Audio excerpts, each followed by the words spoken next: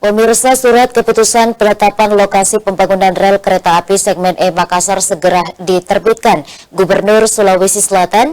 Berikut rute lintasan yang dilewati kereta api dari Kota Makassar menuju Kabupaten Maros.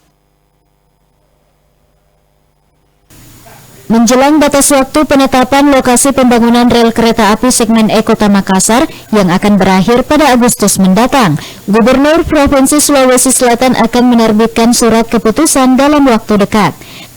Berdasarkan data yang didapatkan Sultan Rakib selaku Kabid Humas IKP Diskominfo dari Kabid Pertahanan Dinas Tata Ruang dan Permukiman Sulsel, Fahrudin, lokasi jalur lintasan kereta api yang akan segera ditetapkan dari Kota Makassar menuju Kabupaten Maros, yakni dimulai Jalan Patekne ke Tol Insinyur Sutami, Gudang 88, kawasan Sumerekon hingga Pelabuhan Perikanan Untia.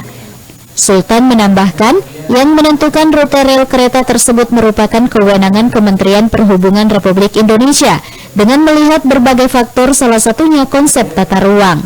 Yang menentukan rute kereta api di selatan itu adalah dari Kementerian Perhubungan yang menentukan, tentu dengan melihat berbagai faktor. Salah satu faktornya adalah konsep tata ruang, baik tata ruang nasional, wilayah dalam provinsi, dan tata ruang kota. Jadi domainnya di situ adalah kementerian.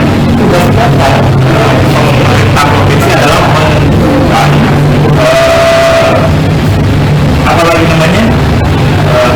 wilayah pembebasan lahannya, pengadaan lahannya saja. Itu adalah wilayah domain pemerintah provinsi dan pemerintah kabupaten kota yang menjadi lintas rel itu. Sementara itu, tugas pokok pemerintah Provinsi Sulawesi Selatan hanya pada pengadaan wilayah jalur rel kereta dan pembebasan lahan lintasan yang digunakan seluas sekitar 83 hektar. Fitri Herunisa, Celebes TV.